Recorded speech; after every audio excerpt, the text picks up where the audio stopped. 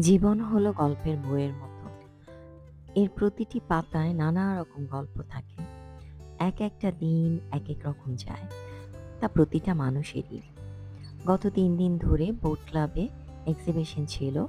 তো সকাল থেকে রাত পর্যন্ত প্রচণ্ড ব্যস্ত ছিলাম।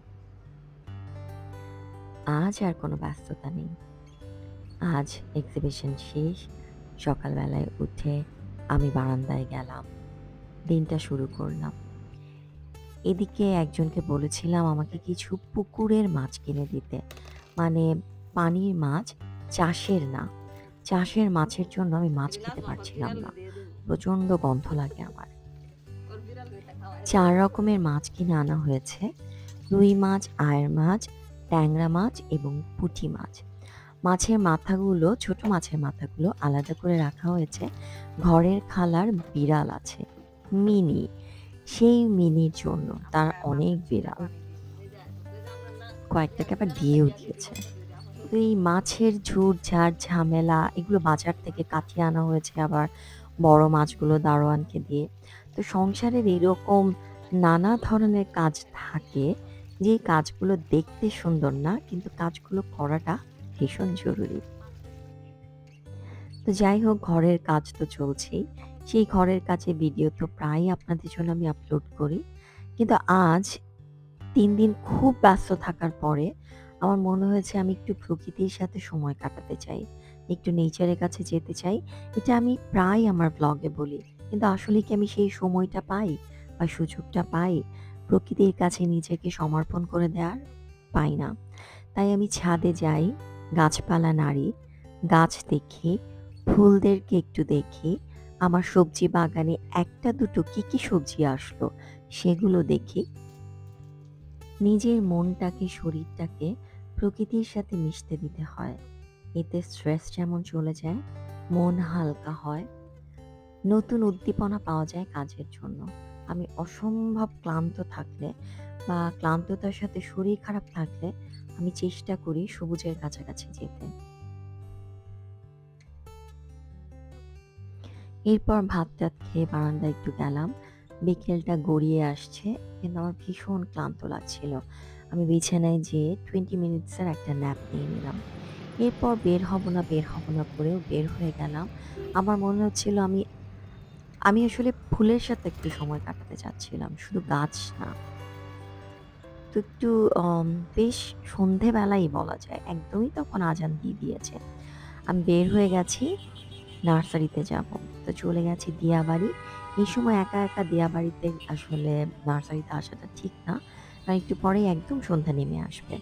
যেহেতু দিনকাল ভালো না, পলিটিক্যাল সিচুয়েশন ভালো না।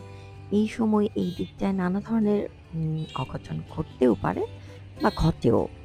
সেইজন্য সাবধান থাকাটা জরুরি। তারপরেও আমি কিছুটা বলতে পারেন রিস্ক নিলাম। নার্সারিগুলো ঘুরতে থাকলাম এবং নার্সারিগুলো তো বেশ অনেকটা ভেতরে। আর চারিপাশেই খালি জায়গা, যেহেতু বসতি নেই। এখনো সন্ধ্যাটা হয়নি। আমি নার্সারির মধ্যে ঢুকছি এবং আমার সবচেয়ে প্রিয় সময় হচ্ছে কোনো রকম মেকআপ ছাড়া, কাজল, আইব্রোজ, লিপস্টিক কোনো কিছু ছাড়া কোনো রকমের চুলটা বেঁধে বের হয়ে যাওয়া। এটা আমি সবচেয়ে বেশি উপভোগ করি।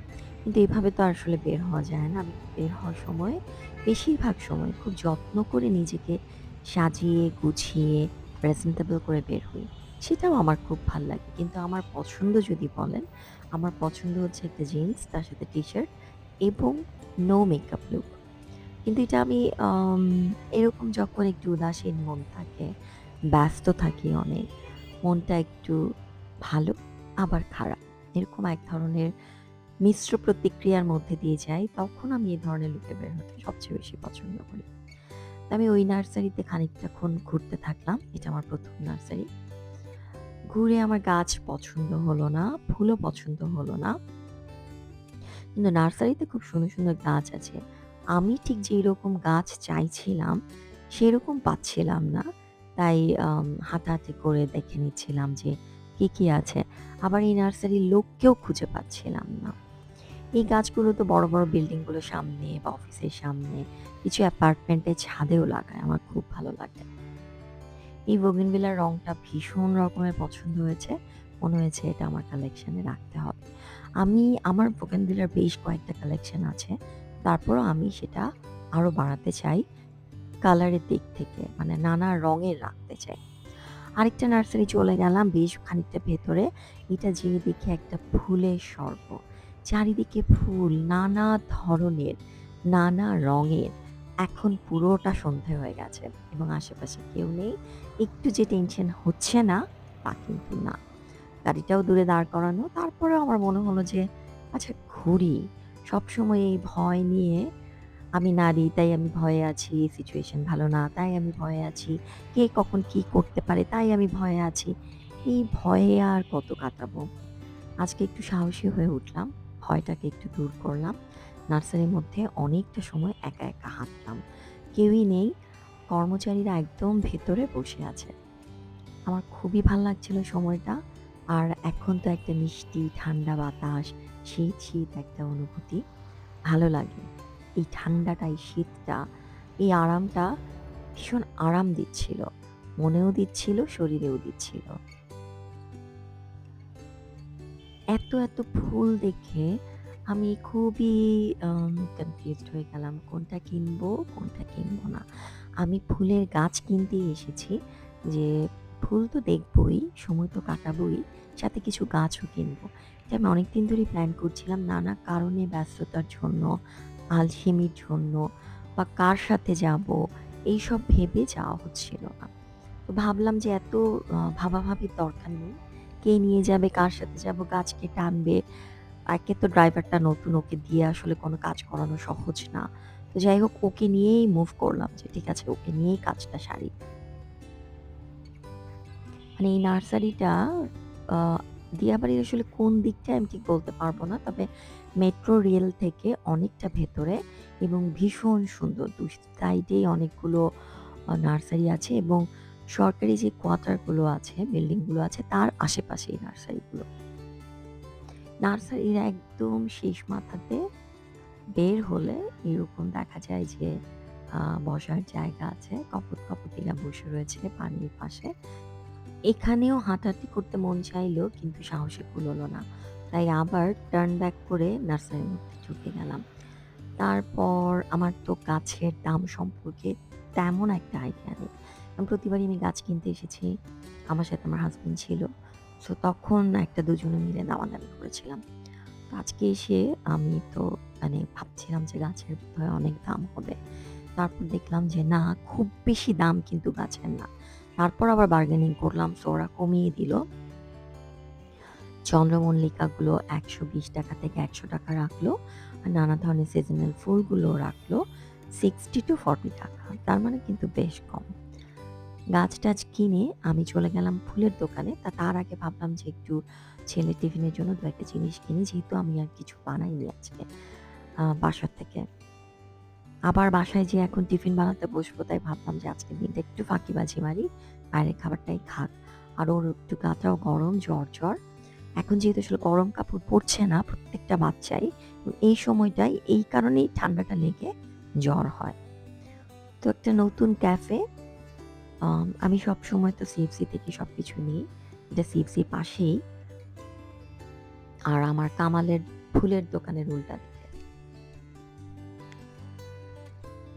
ক্যাফেটা নাইস, ছোট্ট, সুইট।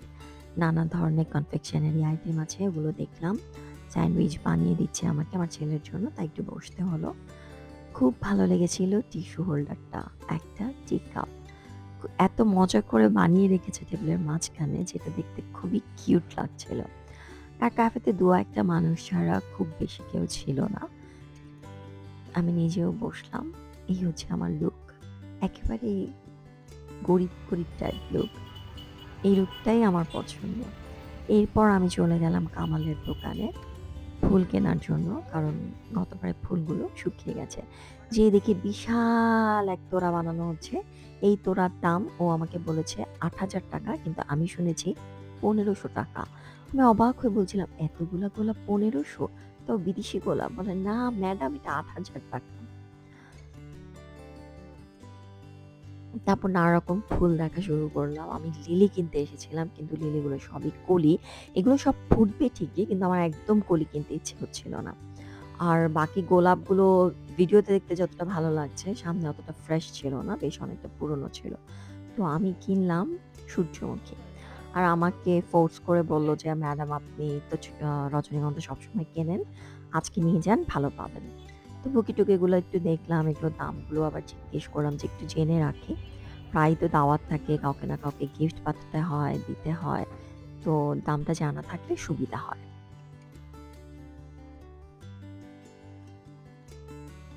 বললাম না আজকে ফুলের সাথে সময় কাটাতে মন চেয়েছে। তাই বুদ্ধি করে বেরিয়ে সেই জায়গাগুলোতে গিয়েছি যেখানে ফুল দেখা যাবে। ফুলের সাথে একটা সুন্দর সময় কাটানো যাবে। ওদের এই গাছটা আমার কেনার খুবই শখ কিন্তু গাছটার দাম অনেক বেশি। তাই কিনতে একটু গায়ে লাগছিল। এরপর তো গাড়ি নিয়ে বাসায় চলে আসছি। রাস্তায় তো অবশ্যই জ্যাম আছে। আর এই যে প্রিয় সিটি ঢাকা, এটাতে এত মানুষের কোলাহল, এত গ্যাঞ্জাম, তারপরও কেন যেন মনে হয় যে এটা আমারই শহর, আমার প্রাণের শহর। I love this city. আমার ভীষণ ভালো লাগে। মানে কোলাহল তো অসহ্য তাও ভালো লাগে। এসে পুরোনো লিলিগুলোর সাথে কয়েকটা রজনীগন্ধা দিয়ে সূর্যমুখীগুলো সাজালাম। চন্দ্রমল্লিকা আগেই ছিল, সেটাকে আবার একটু রিঅ্যারেঞ্জ করে রাখলাম। জানালার পর্দা সরিয়ে দেখি ওই যে চাঁদ উঠেছে।